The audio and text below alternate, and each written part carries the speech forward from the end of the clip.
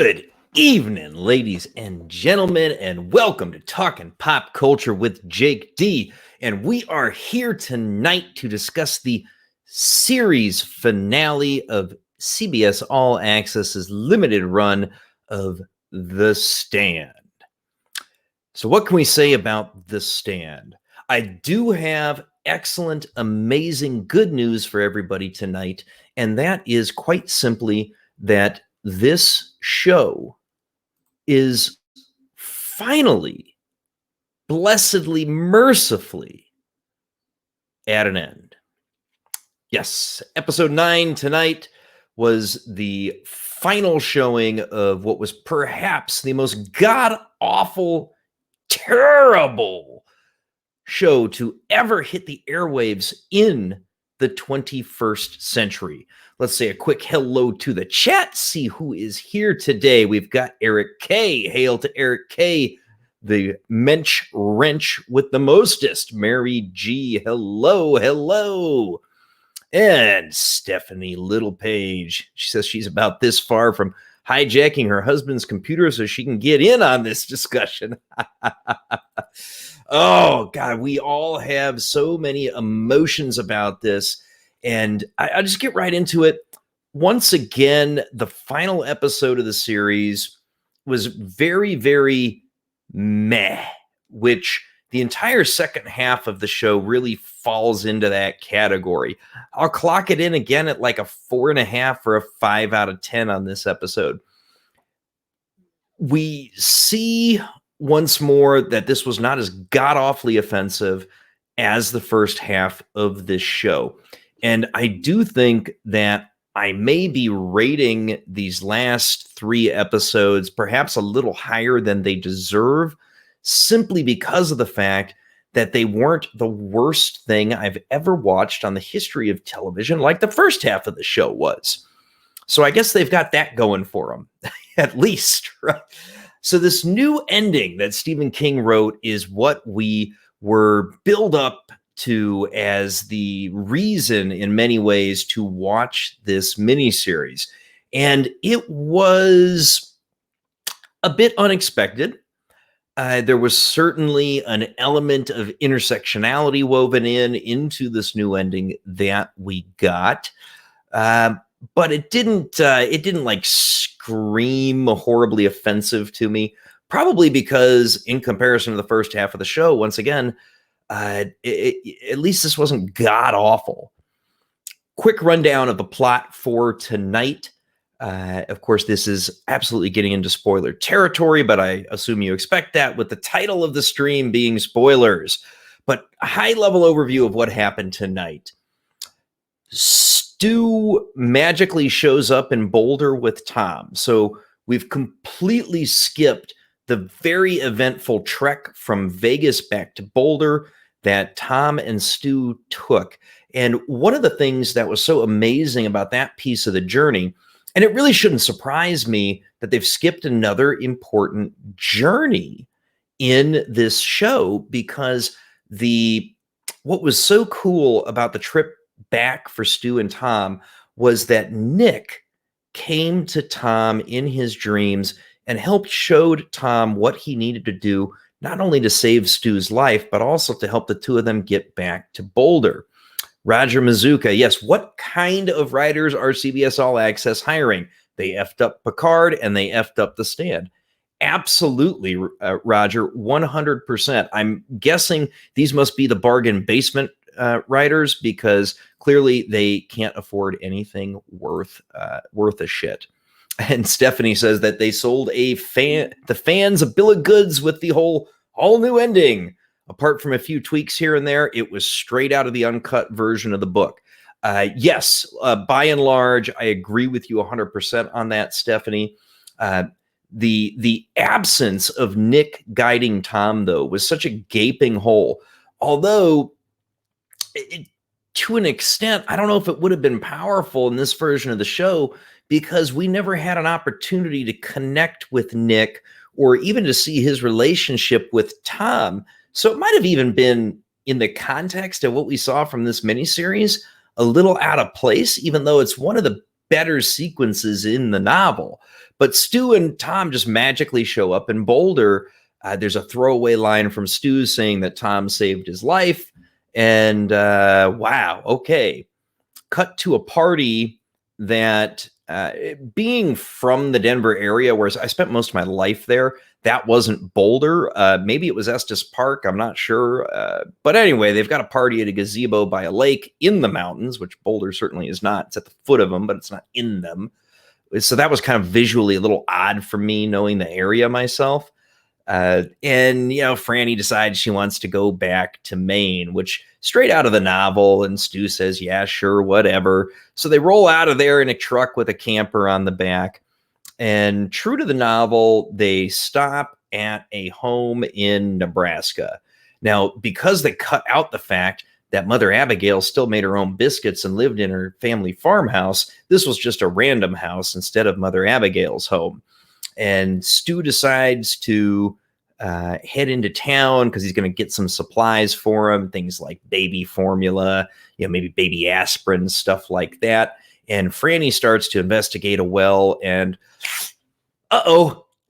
Timmy fell into the well. It's like the most exciting thing that Franny's done in the entire fucking series. She falls into the well. So here's where the new ending comes in. This whole Franny falling into the well thing is out of nowhere. That's your new sequence. And when she's knocked out cold at the bottom of the well, Flag comes to her in her delirium and gives her an opportunity to be healed and to not die. He'll take care of her just so long as she lets him look through her eyes from time to time. And, Franny basically tells him to fuck off, and she gets whipped into another dream sequence where we do get a little bit of a vision of who Mother Abigail truly was in the second part of Franny's dream sequence.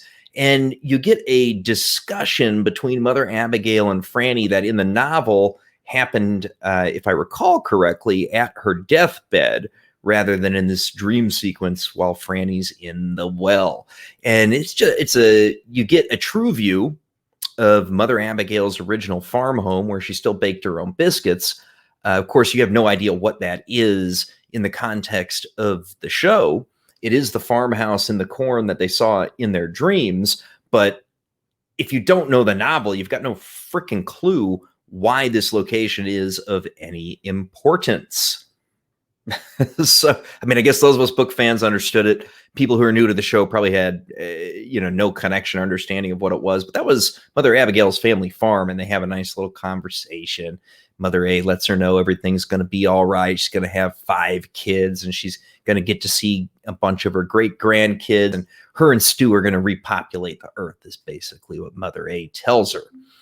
And cut back to Stu rolling in. He got delayed because he had a flat tire, but he pops in, and Kojak tells him that, oh my goodness, Timmy, he's fallen down the well. So Stu goes to save her, and a mysterious young child comes out of the corn to help Stu out. And while it's not said, it's definitely inferred that this young girl is actually Mother Abigail. Again, it's not said outright, but that was certainly the impression that I got, which I was okay with. They finally gave Mother A some importance in this show. Far too little, too late, but they did try, I guess. And so Mother A helps Stu fish Franny out of there. And then this young girl performs like a laying on of hands and heals Franny's injuries so that she's perfectly okay, and then disappears, which is one of the main reasons why my assumption was this was actually Mother Abigail. It restored to her youth and her death and coming down in an otherworldly visitation manner to help out Fran and Stu. We then get the final scene, the coda of the uncut version of the novel, where Flag walks up out of the water to this tribe of primitives, and one of them tries to shoot him with an arrow, which he catches, and then he finger guns and blows up the guy's head. They fall to their knees and worship him. And that was basically straight out of the uncut version of the novel. The one thing I will say about that final scene with Flag, that actually the dream sequence with Franny helped that make a little bit more sense, because he showed Franny a vision of the fact that this was an untouched tribe, an uncontacted primitive tribe that had been unaffected by the super flu. And the tribe that he walked up to as he comes out of the water appears to be the same group of people that he showed Franny in the vision. So in the novel, in that coda, I always got the sense that that was kind of a distant future where civilization had devolved back to a primitive state. And the extra context from Franny's vision in the show definitely gave me the impression now that that was more of a now thing happening of Flag's return, as opposed to sometime in the future. So that did add a little bit to the Flag scene. And yes, Stephanie, the cross the girl was wearing was a dead giveaway that she was a manifestation of Mother A. I agree with you. That's absolutely what made me convinced that that was Mother A, as opposed to something else. Again, they don't flat out say it, but I think it's pretty clear that that's the intention of what they're showing to you. And I don't think anybody who's honestly watching this would have truly disagreed with that. But yeah, there's the final episode of The Stand for you. And it's a 4.5 out of 5 episode. The Franny Flag dream sequence thing, and then the Franny Abigail dream sequence thing was, I mean, it was all right. The purposes behind it was largely about an opportunity for Franny to also be a part of fighting Flag and the redemption of the world and what have you. It was definitely driven from an intersectional motivation, but it didn't strike me as being overly woke or offensive or anything like that. I thought that given how shitty a job they did of highlighting what was important about Mother Abigail, it did surprisingly add to some of the things that were desperately missing in regard to Mother A. So I did like it from that perspective, because it was too little too late, but you finally got a real vision of who Mother A truly was that they completely skipped throughout the movie. So yeah, there you go, man. I usually run these things for about 20 to 25 minutes, but I got to be honest, I'm kind of talked out with reviewing what occurred on today's episode. It was very, very simple. It was shorter than some of the previous ones. And I've really gone through all of it. And I think how I feel and the motivations about what we saw, the really big gap for me was, of course, the missing journey for Stu and Tom. And yeah, Bernie Gumbano says so many characters underused. And Bernie, you are dead on the money, my friend. Not having Nick be the guide for Tom in the healing of Stu and getting them back to Boulder was just such I mean, it's just yet another odd decision made by Josh Boone and the writers on this that just make no goddamn sense. And really, to Roger's point earlier, just evidence the lack of talent that is behind the making of this show. And this will go down from my point of view as one of the greatest missed opportunities and poor executions on screen, certainly of the 21st century thus far, and perhaps in all time for television. They had a relatively talented cast. They had a great basis. They had a high budget, and they had the ability with the time to stretch this out probably as long as they needed to really provide to us a definitive adaptation of the novel. And we just didn't get it. And that makes me sad because I'm a fan of Stephen King's material for the most part, and this book in particular, and especially how it relates to and ties in with a lot of the other things that King has written and put out there. You could build a King universe through TV, through adaptations of his material, and it could be just lights out awesome. I mean, forget about what happened with that Dark Tower movie, which was so god awful. But if you roped in kind of the Dark Tower universe and all of its related attenuated novels, whether you're talking about Salem's Lot, The Stand, all kinds of them out there where Flag and the Crimson King were involved, you could produce television that you could center a network around, and you could do it for years. This could be 10 years worth of content wrapping everything together around this epic novel of The Dark Tower. And every time they bring one of these to screen, they just flub it. And it's just damned frustrating. You know, Stephanie Littlepage, she says that a lot of YouTubers felt the whole series was so rushed, you didn't end up caring about the characters. And my response to that is I don't think that it was rushed. We had 9 episodes, each of them roughly 50 minutes long, which gave us, about 8 hours worth of content. Now, granted, 8 hours on an 1,100-page book is not going to be quite enough. It's not that the show was rushed. It's that the parts that they picked to skip over in the essence of time and presentation were the absolute worst parts to cut out.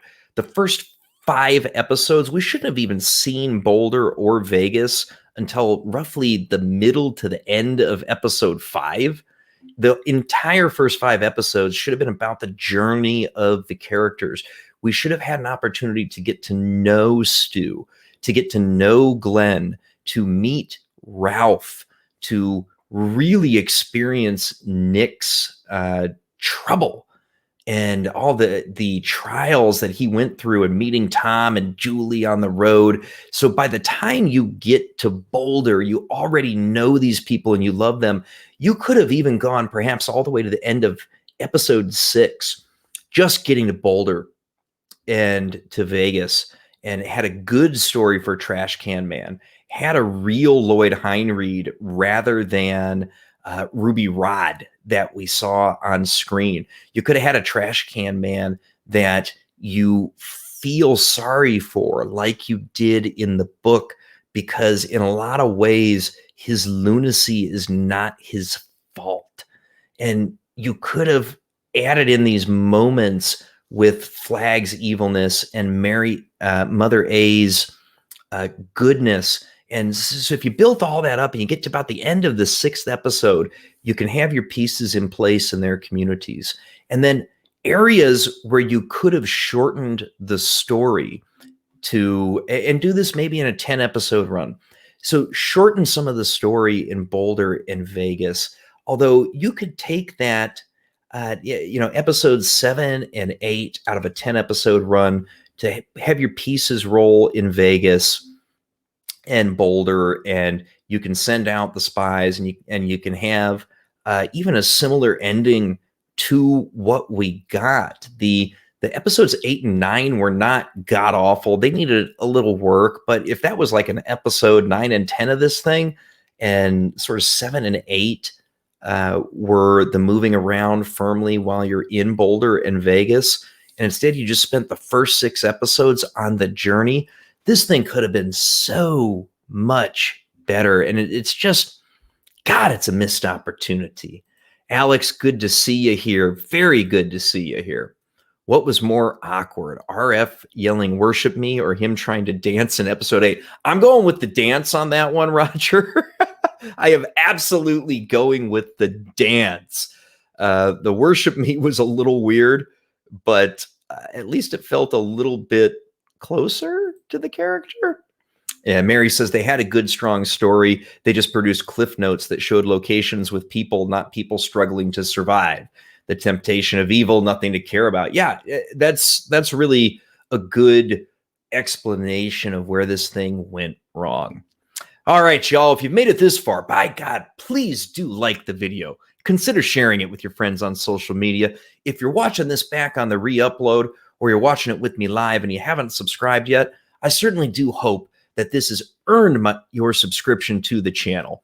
I'm going to be continuing every Sunday evening with my Howling About Entertainment show at 5:15 Central Time, where we talk about the general entertainment news and discussions of the week. We're going to be continuing to cover WandaVision.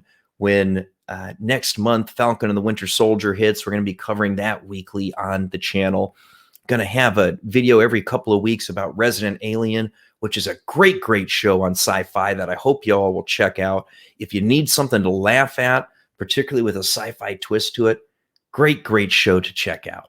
Anyway, that's what we do here, and I hope that you'll continue to return. Thank you very much for coming in this evening, and I certainly hope to see you again soon.